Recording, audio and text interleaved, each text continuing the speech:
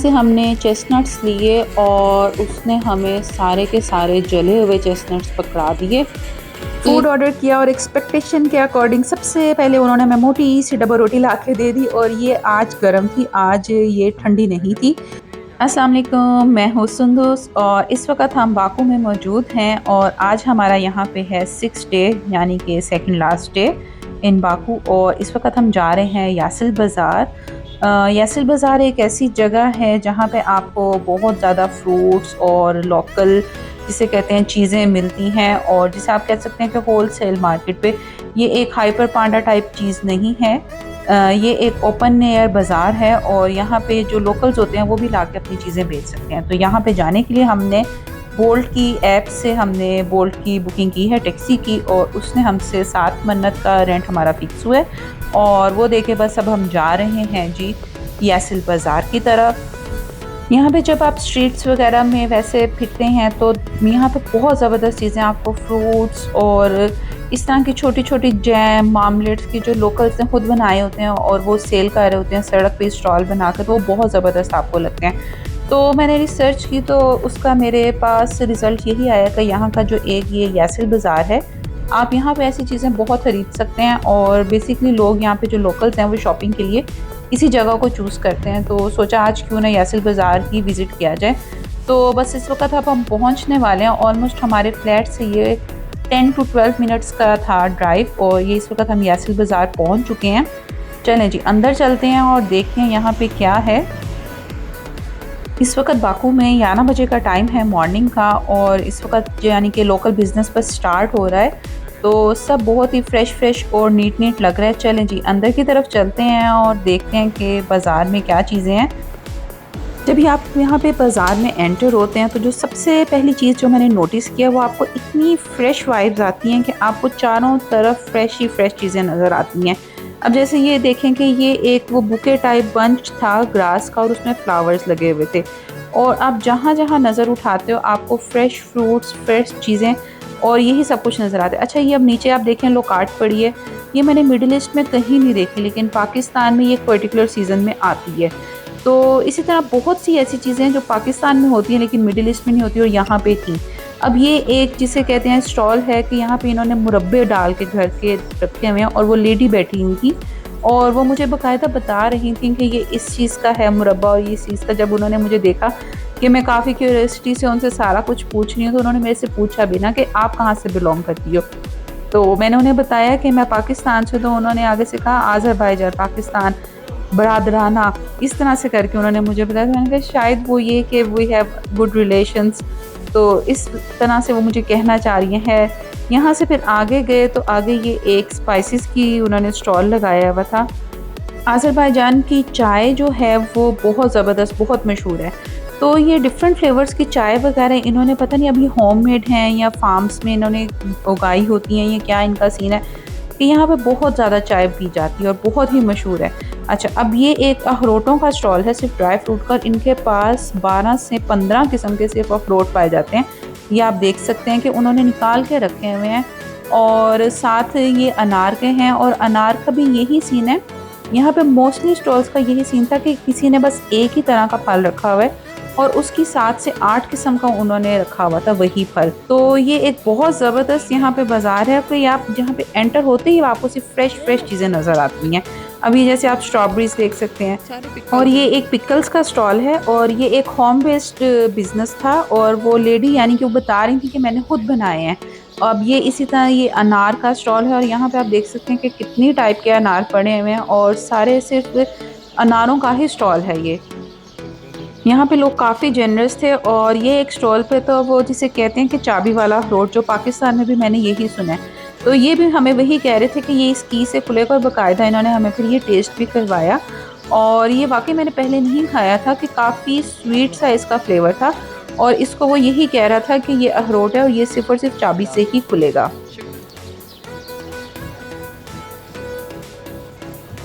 यहाँ पे कुछ स्टॉल्स पे उन्होंने देसी अंडे वगैरह भी रखे हुए थे, यानी कि बहुत ज़्यादा नहीं, 2 दर्जन 3 दर्जन। तो ऐसे ही लग रहा था कि जैसे उन्होंने अपना फार्म वगैरह से वो बस कलेक्ट करके लेकर आए हैं और उनको सेल करने के लिए वो यहाँ पे बैठे हुए हैं। यहाँ पे आगे फिर ये ड्राई बेर और मुझे मलोक नज़र आए। मलोक मुझे मिडिल ईस्ट में कभी भी कहीं भी नज़र नहीं आते, सिर्फ़ और सिर्फ पाकिस्तान में मुझे मिले हैं आज तक, और अब ये मैंने आज़रबाईजान में देखे हैं। तो आगे चलते हैं जी। आगे अब ये स्टॉल पे आप देख सकते हैं कि यहाँ पे शिमला मिर्च की कितनी किस्म थी, और उसके अलावा ये आगे एक स्टॉल आ रहा है, उस पे मुझे आलू की ऑलमोस्ट 7 से 8 टाइप के आलू उन्होंने रखे हुए थे। तो ये एक बहुत मज़े की चीज़ है कि जो एक चीज़ में जिन्होंने स्पेशलिटी की हुई है, उन्होंने डिफरेंट टाइप्स में उसी तरह के रखे हुए हैं। ये अब हम यासिल बाज़ार के इंडोर हॉल की तरफ आ गए हैं।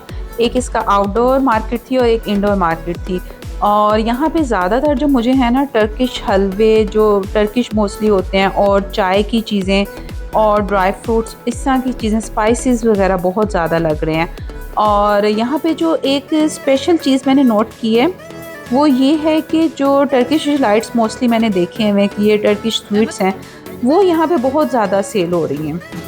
अब ये सारी की सारी इन्होंने टर्किश स्वीट्स रखी हुई हैं, कुछ ड्राई फ्रूट्स हैं और कुछ जो फ्रेश फ्रूट्स होते हैं उनको सन ड्राई करके रखा हुआ है, लेकिन मोस्टली जो हैं इनमें टर्किश स्वीट्स थी। अच्छा, यहाँ पे मेरे बच्चों की मौज लगी हुई थी कि वो सब बच्चों को ना चीज़ें टेस्ट करवा रहे थे, वो भी बड़ी मज़े मज़े से कर रहे थे, और साथ साथ रिव्यूज़ दे रहे थे कि चलें पापा अब ये पिक कर लेते हैं, तो ये पिक कर लेते हैं।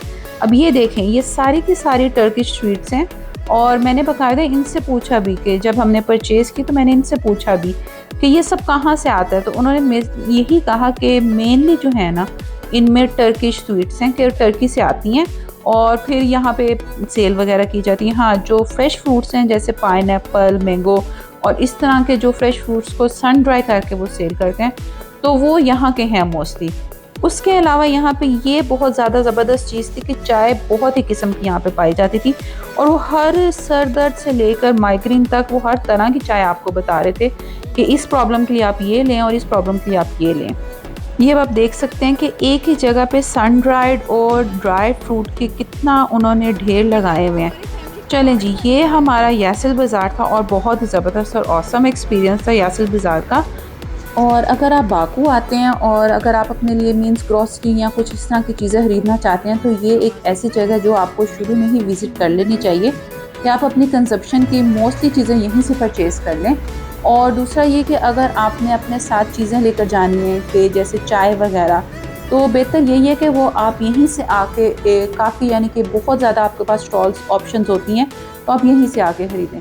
चलें जी, अब यहाँ से अब हम जा रहे हैं 28 मॉल की तरफ, जो यहाँ से ऑलमोस्ट है 15 मिनट्स की वॉक पे, और बस सड़क के किनारे हम दुकानें वगैरह देखते हुए जा रहे हैं, और सारा कुछ यानी कि वहाँ की एक लोकल सिस्टम, सोशल सिस्टम सब देखते हुए जा रहे हैं। तो बहुत ही अच्छा हो और नीट क्लीन सिटी है, आपको एक मस्ट एक्सपीरियंस है।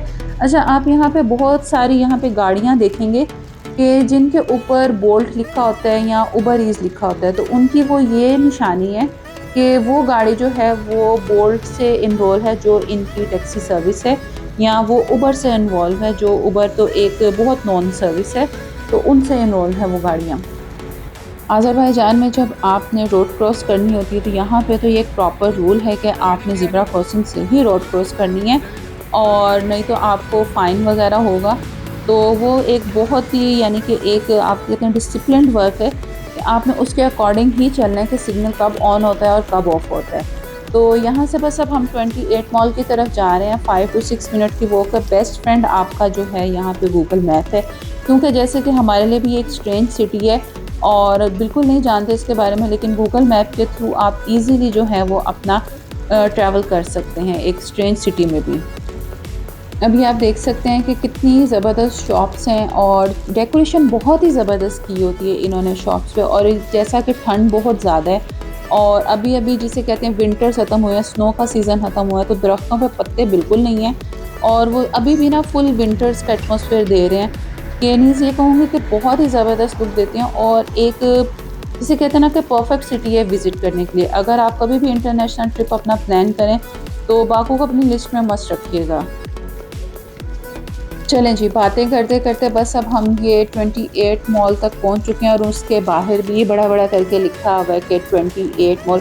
अच्छा, यहाँ पे जो ट्रेन स्टेशन है ना, उसका नाम भी 28 है ना, तो उससे भी एक अगर आपने डायरेक्ट इधर आना हो तो वो भी आपको याद रहता है कि 28 स्टेशन है।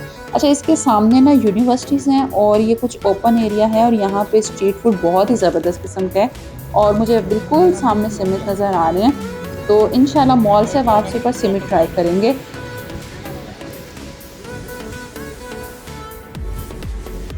हमारी मॉल की ज़ेब्रा क्रॉसिंग का जो है सिग्नल खुल गया, तो पहले मॉल चलते हैं, बाद में स्ट्रीट फूड की तरफ आएँगे।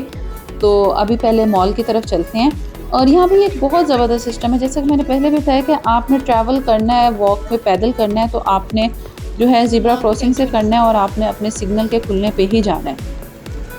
ये मॉल भी एक रीज़नेबल मॉल की वाइब्स दे रहा है कि आप यहाँ पर आके सिर्फ विंडो शॉपिंग नहीं कर सकते बल्कि शॉपिंग भी कर सकते हैं। और बेसिकली जब आप मिडल ईस्ट वगैरह से ट्रैवल करते हो तो आपको एज सच ब्रांड्स को लेकर इतना कुछ यानी कि आपको ज़रूरत नहीं पड़ती है शॉपिंग करने की कि आपको दुबई और सऊदीया वगैरह में सब कुछ मिल जाता है। तो बेसिकली आप एक ये समझ लें कि ये किस्म का टाइम पास ही है। हाँ, फूड कोर्ट के पॉइंट ऑफ व्यू से अगर आप मॉल्स को देखा जाए तो फूड कोर्ट बहुत इंपॉर्टेंट है और कई मॉल्स ऐसे हैं कि जहाँ पे आपको फूड कोर्ट रीज़नेबल नहीं मिलता, तो जिसकी वजह से परेशानी होती है। और बाज़ लोग ऐसे होते हैं कि जिन्हें बाहर स्ट्रीट फूड्स वगैरह की आदत नहीं होती लेके खाने की, तो उनके लिए भी जो है वो मॉल्स का जो होते हैं ना फूड कोर्ट्स, उनके जो फूड है वो बेहतर रहता है। तो चलें देखते हैं यहाँ पे अब फूड कोर्ट में क्या है। इस वक्त अभी हम फर्स्ट फ्लोर पे जा रहे हैं और देखते हैं यहाँ पे ऐसा क्या सीन है। बाकू में ये 28 मॉल भी बाकी मॉल्स की तरह ही है कि अगर आप शॉपिंग करना चाहें तो इजीली आप कर सकते हैं। चले जी, यहाँ पे अब हम कॉफ़ी ढूंढ रहे हैं और मुझे सामने एक स्टारबक्स नज़र आई और वहाँ से ये मैंने गोल्ड कॉइन की मिल्क चॉकलेट ली है जो मैंने और कहीं भी नहीं देखी, तो ये एक मुझे डिफरेंट चीज़ लगी जो मैंने ले ली यहाँ से। चलें जी, अब यहाँ से आगे बस इसका फूड कोर्ट देखना है और ऊपर की तरफ चलते हैं कि क्या सीन है फूड कोर्ट में। फूड कोर्ट में सबसे पहले मुझे ग्लोरिया जीन्स तो नज़र आ गया, मतलब यहाँ पे इंटरनेशनल ब्रांड्स भी हैं और यहाँ के लोकल ब्रांड्स भी हैं। मैकडॉनल्ड भी है, लेकिन मैकडॉनल्ड का मैं आपको बता चुकी हूँ कि वहाँ पे हलाल मीट नहीं है। उन्होंने हमें पहले कहा था कि यहाँ पे ब्राज़ील से आता है मीट और हमारे पास उनका सर्टिफिकेट नहीं है कि वो हलाल है या नहीं। हाँ, KFC हलाल है, पापा जॉन्स हलाल है और बर्गर किंग हलाल है। चलें जी, ये रहा 28 मॉल। अब यहाँ से बस अब हम बाहर आ गए हैं और यहाँ पे अब हम कुछ स्ट्रीट फूड ट्राई करेंगे। स्ट्रीट का यहाँ पे बहुत ज़बरदस्त स्टॉल्स लगे हुए हैं क्योंकि मैंने आपको बताया था कि बिल्कुल सामने यूनिवर्सिटी है और ये यहाँ से बेसिकली आप कह लें कि मेट्रो स्टेशन के बिल्कुल सामने हैं इस वक्त हम। तो बस वहीं पे देख रहे हैं कि स्ट्रीट फूड में क्या ट्राई किया जाए। अच्छा, यहाँ पे छोटे छोटे स्टॉल्स भी हैं डेकोरेशन पीसेस के और उन स्टॉल्स पे मैंने ये देखा है कि यहाँ पे कैंडल्स बहुत ज़्यादा पड़ी होती हैं। आई डोंट नो ये कैंडल्स का क्या करते हैं क्या नहीं, लेकिन लोग परचेज भी करते हैं ये मल्टी कलर की कैंडल्स। मेरे बच्चे जब स्पेशली ये छोटी छोटी चीज़ें देखते हैं तो बिल्कुल फ्लैट हो जाते हैं, ख़ास तौर पे इमामा। बस अब यहाँ से वो अपने लिए चूज़ कर रहे हैं कि हम यहाँ पे क्या लें और साथ ही बस हम आगे देख रहे हैं कि फ़ूड में हमारे लिए क्या है। तो नेक्स्ट में आई तो मुझे यहाँ पे ना ये स्टॉल पे ये हमाम नज़र आया, मिश्का का हमाम जो माशा का बियर है ना, लेकिन इसकी क्वालिटी बहुत इन्फीरियर थी कि बिल्कुल लग रहा था कि प्लास्टिक का है, कि बहुत ही लाइट सा ना कि प्लास्टिक का टक टक हो रहा था। तो मैंने नहीं लिया और वो प्राइस भी उसकी वो 7 मन्नत बता रहा था कि कोई रीज़नेबल प्राइस भी नहीं थी। अच्छा जी, यहाँ से बस आगे आए तो आगे अब ये सिमित और चीज़ के थे पड़े हुए बंस, आप ब्रेड कह लें और स्पिक रोटी जो कह लें। तो ये उन्होंने मुझे ये बताया कि ऊपर वाली लेयर में जितनी भी हैं ये सारी स्वीट हैं और जो ये नीचे वाले हैं ये सारे जो हैं वो हैं चीज़ के। ये हमें उन्होंने ऑलमोस्ट 3 मन्नत के दिए हैं 2 बंस और इट वाज क्वाइट इकोनॉमिकल और ये रीज़नेबल भी था कि जो स्वीट था वो बहुत ही माइल्ड स्वीट था और जो चीज़ वाला था उसमें बहुत ही लाइट पूरे में चीज़ स्प्रेड की गई थी। आगे ये फ्रेश वाटर मसल्स का स्टॉल है, उनको ग्रिल करके सेल कर रहे हैं। और नेक्स्ट स्टॉल जो था ये हमारा फेवरेट जिसे कहते हैं रोस्टेड चेस्टनट्स, पॉपकॉर्न, साथ में चिप्स और साथ में ये स्टीम्स जिसे कहते हैं कि कॉर्न्स थे वो थे। तो यहाँ से अब उनसे हमने ये जो थे चेस्टनट कहे हमें दे दें और ये इसने हमें ऑलमोस्ट 7 मन्नत का पैक दिया। तो इट वाज फाइन, लेकिन इससे रीज़नेबल हमने 4 मन्नत में भी लिए थे। अच्छा, यहाँ पे स्ट्रीट फूड का ये होता है कि आपको प्रॉपर प्राइसेस नहीं पता होती हैं और आपको ये भी नहीं पता होता कि वो आपसे पहले वाले जो उनके कस्टमर्स हैं उनसे कितने पैसे ले रहे थे, तो आपसे वो जितने मांगते हैं आपको उतने पे करने पड़ते हैं। ये यहाँ पे एक सिस्टम है। यहाँ से हमने चेस्टनट्स लिए और उसने हमें सारे के सारे जले हुए चेस्टनट्स पकड़ा दिए। एक स्ट्रेंज कंट्री में होने का ये बड़ा मसला है और ऊपर से लैंग्वेज बैरियर जब हो तो आप किसी को कुछ कह भी नहीं सकते। चलिए जी, यहाँ से अब आगे की तरफ जाते हैं, स्टेशन की तरफ। बिल्कुल हमारे सामने मेट्रो स्टेशन है और उससे पहले आप देख सकते हैं कि फ्लावर्स की कितनी ज़बरदस्त दुकानें। ये जो है, मैंने बुकेज जो थे ग्रास वाले, ये मैंने यासिन मार्केट में भी बहुत ज़्यादा पड़े हुए देखे थे। ये यहाँ का मेरे हाल में कल्चर है कि इस तरह से ग्रास में फ्लावर्स और फ्लोरल अरेंजमेंट करके सारा रखते हैं।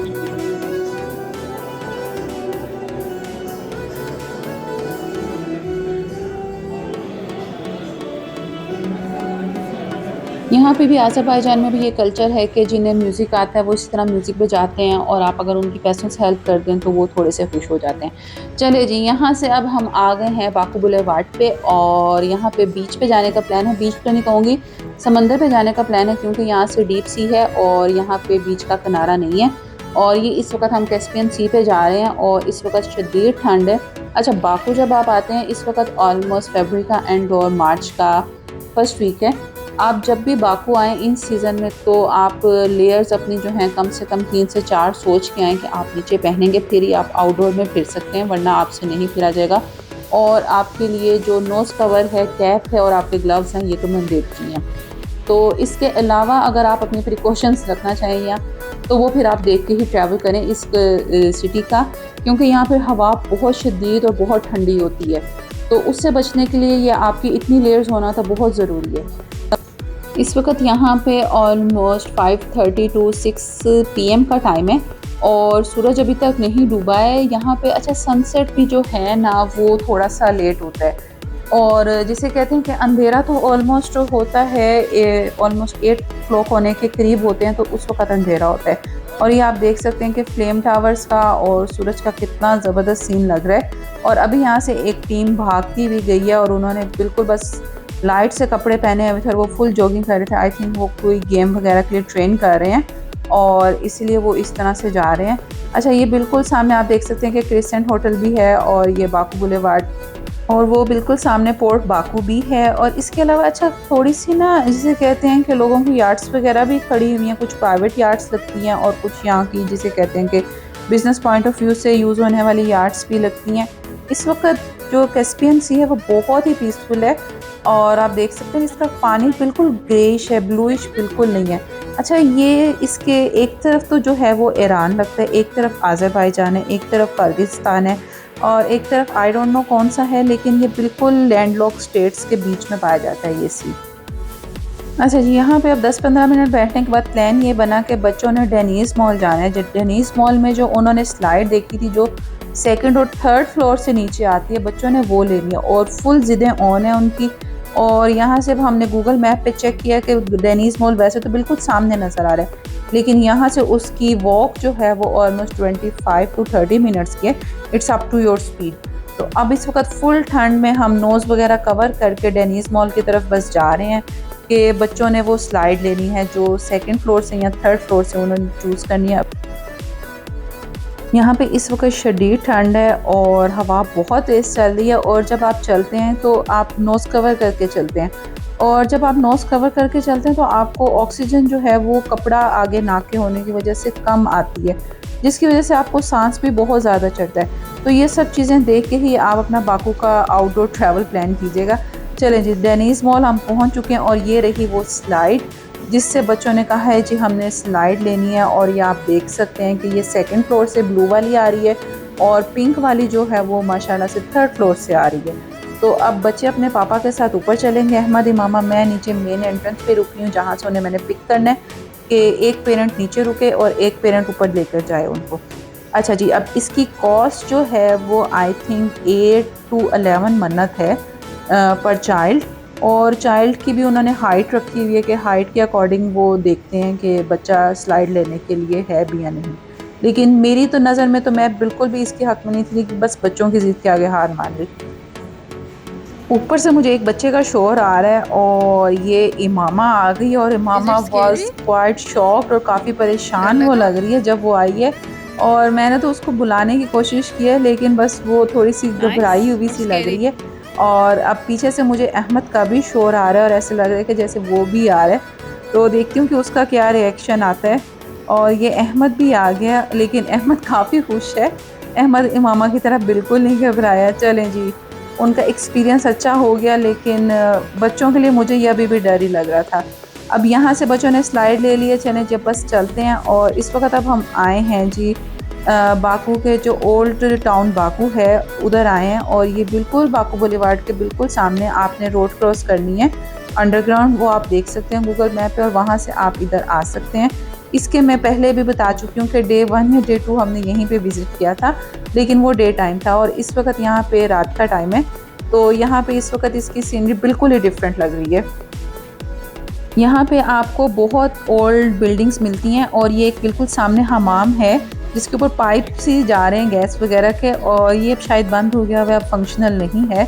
तो यहाँ पे जो है इस वक्त हम फूड के लिए आए हैं। बेसिकली हमने गूगल मैप्स भी चेक किया काफ़ी, अब 8 बजे का टाइम हो गया है और बच्चों को भूख भी लग गई थी, तो सोचा फिर ओल्ड सिटी से क्यों ना कुछ खा लिया जाए। आज निज़ामी को मिस किया जाए। रोज़ तो हम निज़ामी स्ट्रीट ही जा रहे थे और बच्चे वही एक उन्होंने शवारमा चूज़ किया हुआ था, बस वही खा लेते थे क्योंकि वो बच्चों को नोन था कि हाँ जी इसका फ्लेवर बच्चों के लिए रीज़नेबल है। चलें जी, इस वक्त अब हम ओल्ड सिटी बाकू में जा रहे हैं और इनकी गलियाँ बहुत ही मज़े की हैं। ये सारे अच्छा रेस्टोरेंट्स भी हैं इनमें और ये होटल्स भी हैं कि अकोमोडेशन पॉइंट ऑफ व्यू से तो बहुत ही ज़बरदस्त, और जिसे कहते हैं ना कि ओल्ड एक यूरोपियन कंट्री का ये लुक देते हैं और बहुत ही मज़े की एक ही जगह है। यहाँ पे बहुत ही तंग तंग गलियाँ हैं, बिल्कुल जिसे कहते हैं ना ओल्ड लाहौर की तरह। और अच्छा आपको यहाँ पे छोटी छोटी दुकानें भी मिलेंगी, जैसे ये अंदर उन्होंने स्टॉल लगाए हुए हैं और बाहर ये जो है फ्रूट्स रख के सेल कर रहे हैं। अच्छा कुछ तो यहाँ पे ये भी है कि मुझे तो ये परेशानी होती रही कि इन छोटी छोटी गलियों में ये गाड़ियाँ कैसे ले आती थी। है ये तो एक बड़ा चौक है, लेकिन पीछे इतनी टाइट गलियाँ थी और वहाँ पे भी गाड़ियाँ खड़ी हुई थी। तो यहाँ से बस अब हमने जो गूगल मैप पे होटल ढूंढा हुआ है फूड के लिए वहीं पे जा रहे हैं, और होटल की रेटिंग वगैरह और जिसे कहते हैं कि उसके रिव्यूज़ वगैरह सारे हमने गूगल मैप्स पे पढ़े थे। गूगल मैप जिंदाबाद। तो उसी पे पढ़ के बस अब हम जा रहे हैं और देखते हैं कि हमारे जो एक्सपेक्टेशंस हैं उस पर पूरा उतरता है या नहीं ये होटल। चलें जी, हम ऑलमोस्ट बाकू बुलेवार्ड से 25 मिनट की वॉक करके ये अपने होटल पे पहुंच चुके हैं। ओल्ड सिटी रेस्टोरेंट इसका नाम है और ये बेसमेंट में है होटल, और इसकी बाहर की लुक बड़ी मज़े की है। उन्होंने लाइटिंग वगैरह डेकोरेशन बहुत ज़बरदस्त की हुई है और इसके सामने बिल्कुल एक ये ओल्ड ट्रेडिशनल चीज़ों की दुकान है। बहुत मज़े की लग रही थी, लेकिन इस वक्त बंद थी, वरना मैं मस्त इसको विज़िट करती। चलें जी, अब होटल के अंदर चलते हैं। बहुत भूख लगी हुई है और देखते हैं यहाँ पे क्या सीन है। डेकोरेशन तो बहुत ज़बरदस्त की हुई है इन्होंने। होटल में हमें काफ़ी वार्म वेलकम मिला है और उन्होंने फैमिली हॉल में हमें ले जाके उन्होंने कहा है कि आप बैठें। फैमिली हॉल में जी एक फैमिली ऑलरेडी बैठी हुई थी और साथ में उनका कुत्ता भी बैठा हुआ था। ये यहाँ पे एक बहुत है कि लोगों ने बहुत ज़्यादा ना डॉग पाला होता है और वो अपने साथ लेके उसको फिरते हैं। फूड ऑर्डर किया और एक्सपेक्टेशन के अकॉर्डिंग सबसे पहले उन्होंने हमें मोटी सी डबल रोटी ला के दे दी, और ये आज गर्म थी, आज ये ठंडी नहीं थी। लेकिन उन्होंने खाना जो है वो थोड़ी सी उन्होंने गड़बड़ कर दी। हमने उन्हें ये एक राइस की और ये चिकन और ये एग्स की डिश ऑर्डर की। अच्छा बाकी खाना वो नहीं लेकर आए, उन्होंने कहा आप पहले ये ख़त्म करें, हम फिर बाकी का खाना लेकर आए।